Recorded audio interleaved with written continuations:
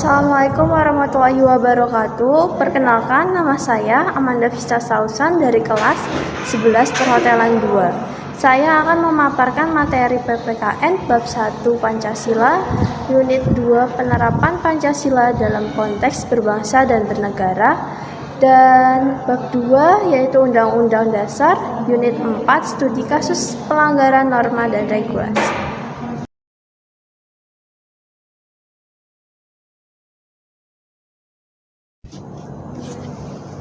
Tiga tataran nilai Pancasila. Yang pertama, nilai dasar merupakan nilai abstrak dan tetap, tidak tergantung pada perubahan waktu dan tempat. Ini mencakup prinsip-prinsip fundamental yang diakui secara mutlak seperti 5 sila Pancasila. Yang kedua, nilai instrumental merupakan penjabaran kontekstual dari nilai-nilai Pancasila. Nilai ini mengarah pada strategi kebijaksanaan, sistem, program, dan proyek yang harus sesuai dengan tuntutan zaman dan didasarkan pada nilai dasar. Yang ketiga, nilai praksis merujuk pada nilai-nilai yang diaplikasikan dalam kehidupan sehari-hari baik di masyarakat maupun negara. Penerapan nilai instrumental dan nilai praksis harus sesuai dan konsisten dengan nilai dasar Pancasila.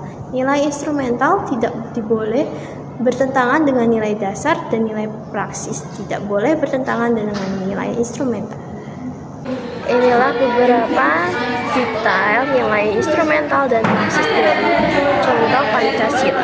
Yang pertama, sila pertama, nilai instrumentalnya yaitu UUD 1945 pasal 28E yang berbunyi setiap orang atas kebebasan meyakini kepercayaan, menyatakan pikiran dan sikap sesuai dengan hati nuraninya. Nilai praksisnya yaitu UUD 1945 pasal 29 yang berbunyi negara berdasar atas ketuhanan yang Maha Esa. Selanjutnya ada sila kedua, nilai instrumentalnya UUD 1945 pasal 14 yang berbunyi Presiden memberi gerasi dan rehabilitasi dengan memperhatikan pertimbangan Mahkamah Agung. Nilai praksisnya yang berbunyi mengakui persamaan derajat, hak, dan kewajiban asasi setiap manusia tanpa membeda-bedakan. Selanjutnya sila ketiga, nilai instrumentalnya UUD 1945 pasal 33 nilai instrumentalnya yang berbunyi bendera negara Indonesia ialah bendera merah putih. Nilai praksisnya mengembangkan sikap saling menghargai. Selanjutnya sila keempat, nilai instrumentalnya UUD 1945 pasal 2 yang berbunyi segala putusan Majelis Permusyawaratan Rakyat ditetapkan dengan suara yang terbanyak. Nilai praksisnya berbunyi menghargai hasil musyawarah. Dan yang terakhir ada sila kelima, nilai instrumentalnya dari UUD 1945 pasal 33 yang berbunyi para ekonomi yang disusun sebagai usaha bersama berdasar atau kekeluargaan.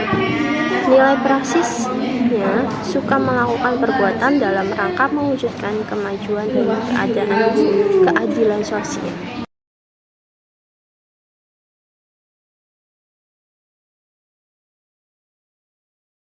Selanjutnya saya akan memaparkan materi bab 2 unit 4 yaitu studi kasus pelanggaran norma dan regulasi.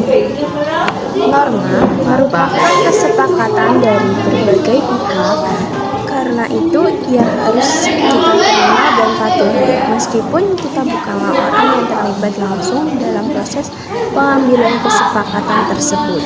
Regulasi adalah aturan yang dibuat otoritas untuk mengawasi segala hal agar berjalan tertib dan lancar.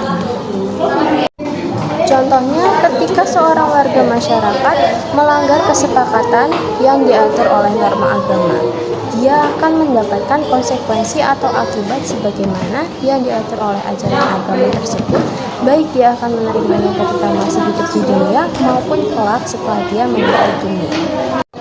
Dan seseorang yang melakukan tindakan curiga, maka ia telah melanggar pasal 362 KUHP yang menyatakan barang siapa mengambil barang sesuatu yang seluruhnya atau sebagian kepentingan orang lain dengan maksud untuk dimiliki secara melawan hukum diancam karena pencurian dengan pidana penjara paling lama 5 tahun atau pidana denda paling banyak Rp900.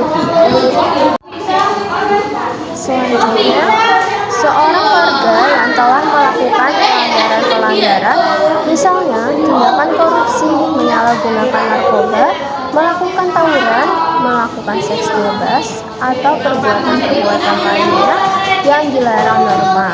Tentu segala perbuatannya harus ada konsekuensinya atau akibatnya, baik akibat hukum maupun akibat-akibat lainnya, seperti sanksi sosial dan lainnya. Sekian paparan materi yang dapat saya sampaikan, kurang lebihnya mohon dimaafkan. Terima kasih. Wassalamualaikum warahmatullahi wabarakatuh.